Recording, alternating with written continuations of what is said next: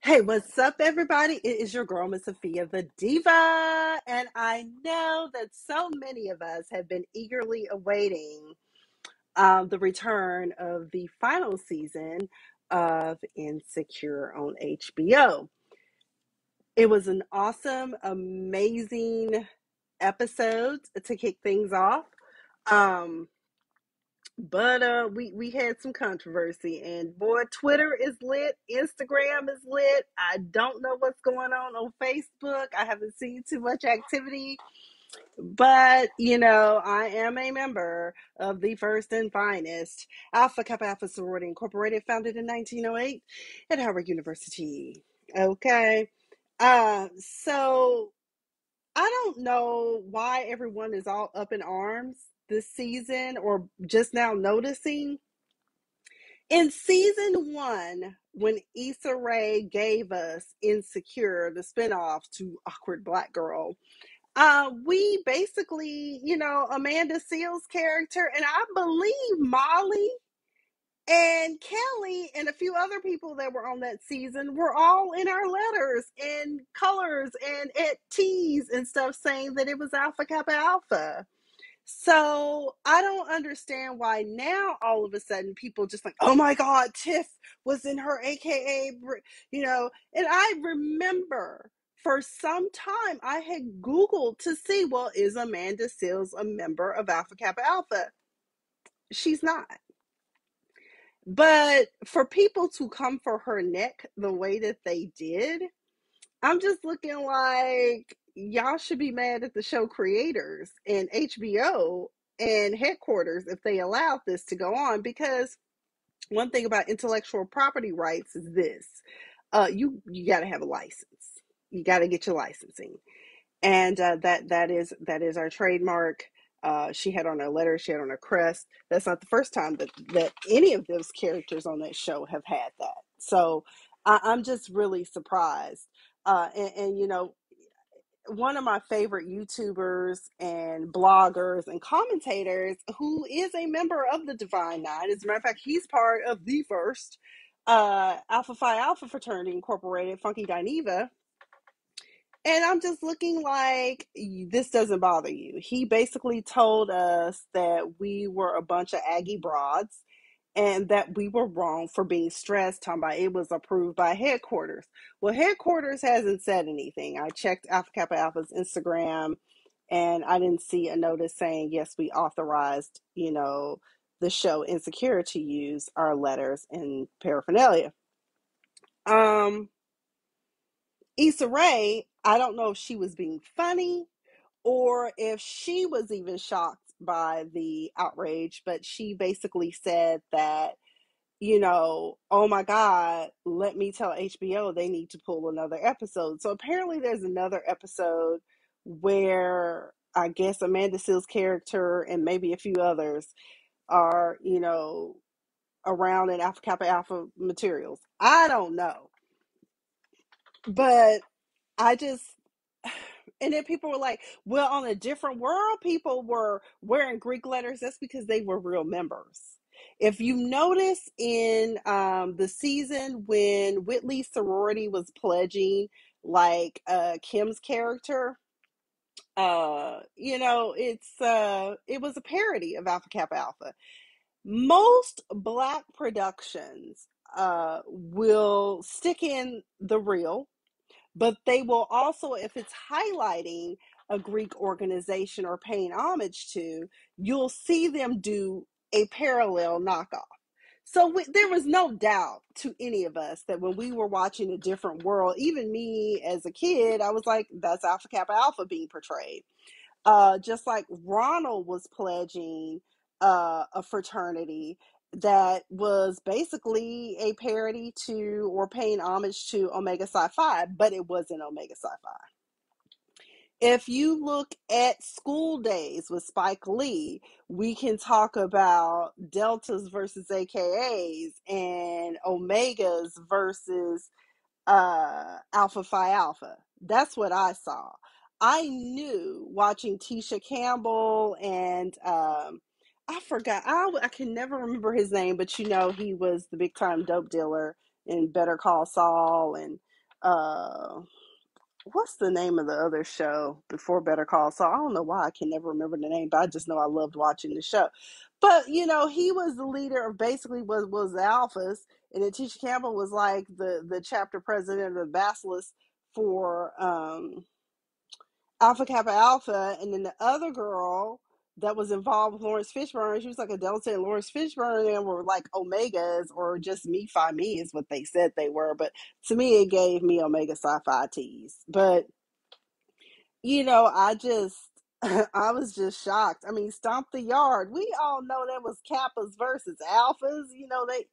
I was just like, it's so evident, what these are. There's always a parody, but for some reason, Issa Rae and Prentice Penny, is it Penny Prentice? Yeah, they chose to use the actual real thing. Now, I would hope that they got licensing and permission from national headquarters, because if not, we have an infringement claim. This is a registered trademark. So, I don't know. But I did tell Issa on Twitter, we do have a foundation. You might want to give a little something too, uh, to kind of make things right as a remedy. I'm just a little something, maybe a little $50,000 check, 100,000, here and there. Just a little something. Just break us off a little something, for the kids, okay? Um, but I mean, I'm not angry and behemoth like let's kill everybody, let's burn Insecure to the ground, because some of these fellow sorors are in an outrage, and I was just like, but I was still very shocked that no one picked up on this in season one. I even said, I wish I could find the tweet where I tweeted out and said, oh, is, Molly, because Molly wasn't AKA, because I remember I went looking to see if these people were AKAs, and I could not find it on their Wikipedia, their IMDb's, nothing like that. Because normally, if you read anyone's bio, you'll see that they are a member of Alpha Kappa Alpha or whatever Greek organization. Because, like, if you look at, let's see, what's Brandy's mama's name? Miss Norwood. She is a pledged member of Alpha Kappa Alpha. Brandy is honorary, but she's also legacy. All these will appear in her profile. Jada Pinkett, I thought she had pledged at Duke, but come to find out she was honorary. Felicia Rashad is a member of Alpha Kappa Alpha. She pledged at Howard University, Alpha chapter. Kamala Harris, our current vice president. All these people. So, I just find it really interesting that people that aren't actually members are wearing our letters. That's what I find interesting. And the big fallout and the divide. And, people say there's bigger things, and I don't see the problem.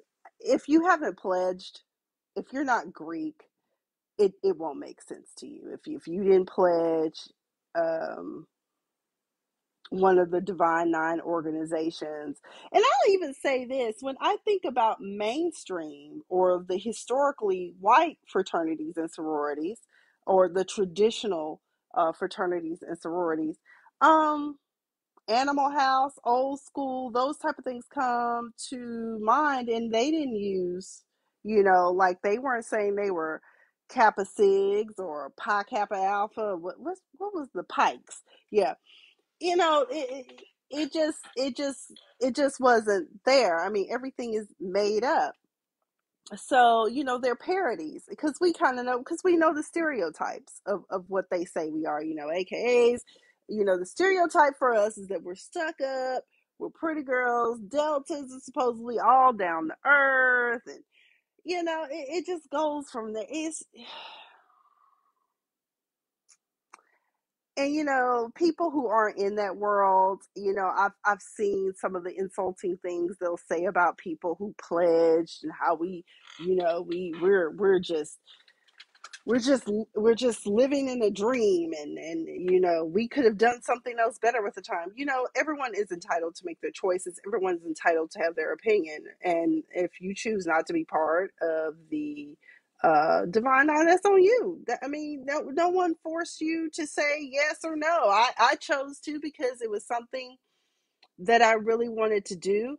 My mother, for the most part, kind of brainwashed me in a way. She used to always tell me, because my mom is a graduate of an HBCU, and so actually my entire parental structure, all four, the bonus parents and my biological parents, are graduated from HBCUs. Um, and I was working on a master's in the HBCU, which I probably will finish probably here in the next year. I only have a year and a half. No, I probably could finish in a year. My counseling degree at Clark Atlanta University. I very much wanted to graduate from the university. I wanted to go in undergrad, but I just, I had this mindset like, I've been black my whole life. Why would I want to go to HBCU? But now I see why I should have gone to an HBCU. I think network wise, it probably would have been better and more beneficial for me. But that's neither here nor there. That's why we have graduate degrees that we can work on at other universities. Uh, but I will say this: I think that season one is going to be great. Other than that little controversy from Insecure, I am so here for it. I will always, support Issa Rae because I think she's a brilliant creative mind. It's amazing to me the things that they come up with. I revisited recently her original web series that really got her out there, and that was The Awkward Black Girl. It's still on her YouTube, and it's still hella funny.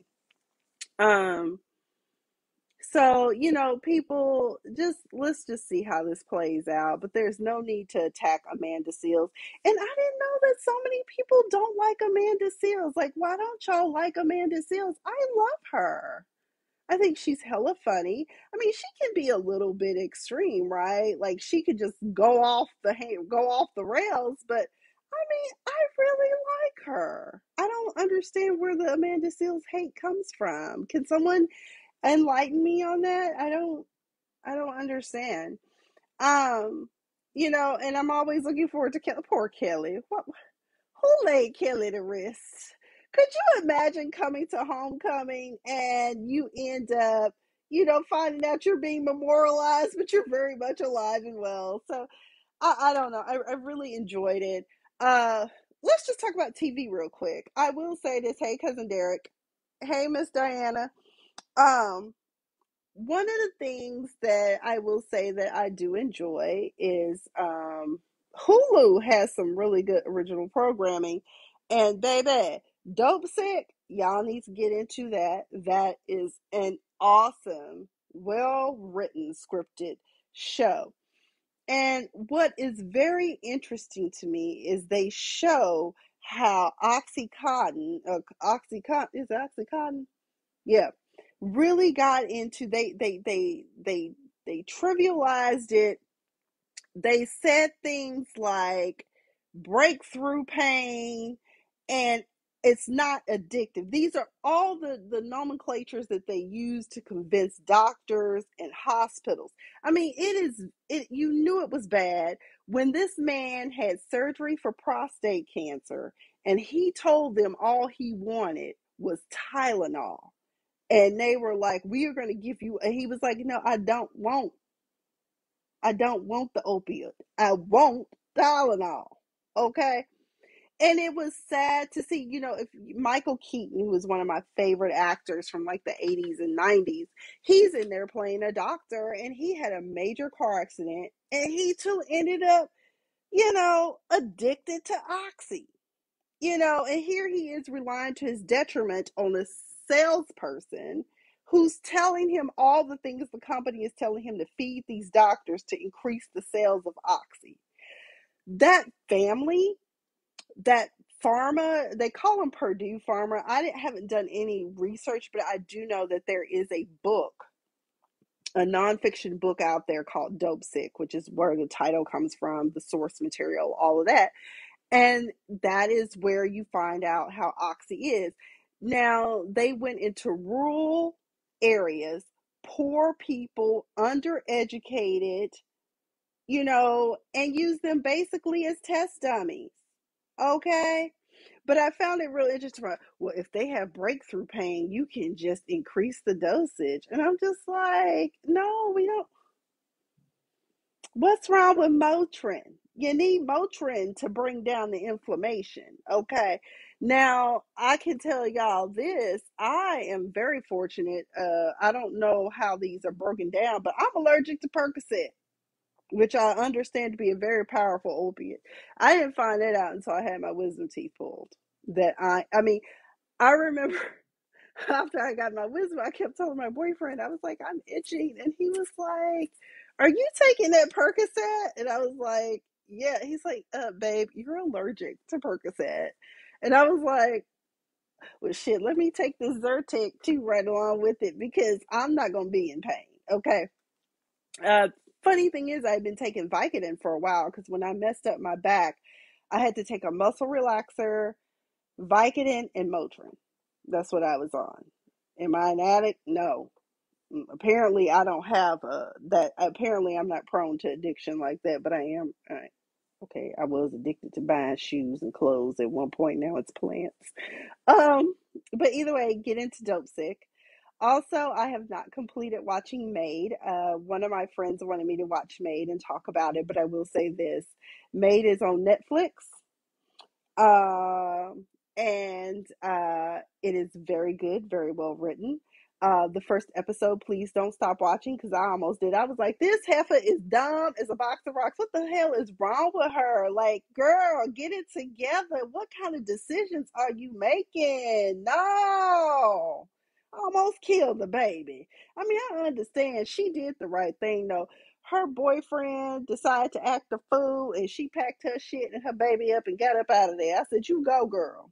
But you ain't got no skills, no education, no nothing. Your mama out here neurotic. She's a crazy, creative, hell, she might be the white female version of Kanye with the artwork. Okay, I'm just saying, she was out of this world. Come to find out that the two actors, I can never remember her name, but I can see her plain as day. But the woman that plays the maid's mom and her actual mother and daughter in real life. It is a very good show, and I encourage you all to watch it. I'm going to finish it and do a full-fledged review because someone asked me to. That's mainly these days I'm taking requests. If you want me to review something, talk about something, I will. But not with the amount of bravado that I used to go hard at. Those days are over. I still need what 575 people to join my YouTube to get to 1,000 in order to actually start monetizing and making money off of this. I just do random materials now. Mainly, I just do plant reviews, which, by the way, I will no longer be shopping at heyrooted.com. I do not encourage anyone to shop at heyrooted.com. They sent me a plant. I told them that I in no way blamed them for the condition of the plant. I blamed FedEx, who kept delaying delivering the plant. And they told me I could get a refund. I reached out to them. I reached out to them twice, once through a direct email and then through PayPal, and they have not responded. You're going to give me my money back because the plant still looks droopy and is, you know, it's watered, it gets light, it gets humidity, all of that, and it still looks like, it just gave up on life. Okay.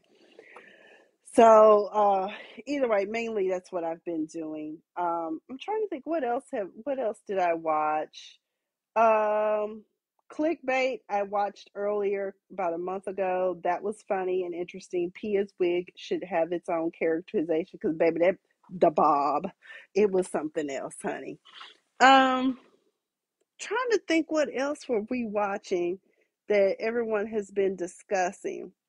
I tell you what, I'm wondering when we gonna get some more Atlanta. Baby, I started watching the show Atlanta again. That shit is hella funny. Okay. That is some crazy existential. I don't know how else to describe it, but I hope we get a final season and some closure on that. But either way, that's all I had. I think I think that's pretty much it. But yeah, that's what I'm watching. Made, Dope Sick, and of course I'll be watching Insecure. Big Sky is another one that's my favorite. Um, Definitely check that out. This is season two. They tricked us with season one, but I am glad it's season two, or is this season three? I don't know how they done broke this out.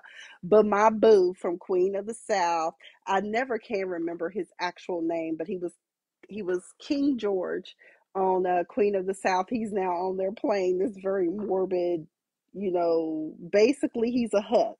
Okay, if you watch Scandal, he's a hook. Okay, but on the wrong side. Okay. Um. So anyway, what are we gonna do, guys? Um, we need to have some prayer going on up in here, cause y'all, I've been to the stores. I've been to the gas pump. Uh, I don't know what the hell going on, but I don't know. We need to do something. Shit, we need to go protest at every government capital here in America or some shit. Because gas prices should not be this high. It should gas should never have been over $1 a gallon to begin with. I will never understand how we got to the point to where it became normalized that gas should be over $2, because it's a supply and demand thing. We all know that everyone needs gas. Okay, not everybody. Some of y'all got these fancy electric cars. Kudos to you. But we're still not there yet, because what's going to have to happen if the government decides that they want everyone to have electric cars, and they're going to have to subsidize that, and they're also going to have to pay some sort of penance to the oil and gas companies like Shell and Amoco and all of that, BP, Exxon, Texaco, all of that. Um, because that's what people are saying, that's the wave of the future. But I just really, I said one or two things is going on here. We know that anytime gas goes up, that means the cost of transportation goes up, and that means that transportation to get goods and groceries to the stores is going to cost extra. But for things to be going up 50 cents, dollar, $2, it's ridiculous. And I don't know if it's that, or is it because so many companies are now having to offer more in salary. And in order to maintain the same margin lines and bottom lines that they have, they figure, well, let's just go ahead and drive the market, drive costs, raise it. So really, minimum wage really is minimum wage. Like if you've gone from $10 an hour, I don't even know what minimum wage is. Is it $7.25 an hour, or is it 10? I don't know anymore. But if you increase somebody's salary from, let's say, $10 to $15, trust me, if you live in LA or New York, or really anywhere on in the Northeast or the West Coast, that's no money. If you plan to live on your own, I mean, shit, that's ridiculous. And if that's what it is, I'm like, at some point, the top 2% is going to have to come to a realization that you need the other 98% more so than what you think. Because I'm pretty sure you're irritated with the fact that now you can't even go to your favorite restaurant, because you know what? They're understaffed. So they're only open maybe 2 or 3 days a week because they're understaffed. Or you can't get somebody to come clean your house because you're just not offering a livable wage. And so now you have to clean the house yourself. So these are things that I've just been thinking about. I said, because I think now maybe the 98% is starting to realize we are far more powerful than we think. And if we unite, we can bring down this top heaviness we have at the top in this country and tear that shit down. Because I'm sick of it. I mean, how much wealth does one really need? Look, I'm willing to bet I could make it on 5 mil. Do I need 5 billion? That would be nice. What the fuck am I gonna do with all that? You know. Again, what does it cost a man to gain the world but lose his soul? Some don't care because people just living for what is here and not for the hereafter because some don't believe in the hereafter. Um, but I just find it very interesting how things are so lopsided. And you go to the stores and things are not restocked. I mean, Walmart of all places, you can't get some of the things. Like their shelves sometimes are stripped bare, and it's not even the first of the month. It'll be the middle of the month, and they still don't have a restock. So, pay attention. And, I always think to myself, we elect one person or two people to represent our state or three people. And we elect these officials for our districts and stuff, but we can't hold them accountable. But I'm like, if all of us unite and go down there and apply pressure, we can. I mean, look at what California did. I was like, who in their right mind going to elect any of these people that want to, run against Newsom? But okay, but Gavin got his butt in gear and started doing some things. But I will say this to Governor Newsom, you really need to do something about that tax that you have. I mean, double taxation is strong in California.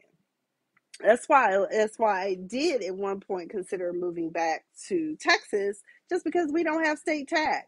I mean, I know I'm gonna pay for it in property tax probably, but god damn, you got I mean, most of my check was going to the state of California. The only good thing about the state of California is the fact that if you need disability insurance for a time, they got you. Because guess what? Most of your money been paid into that pot, and you better take it all, okay?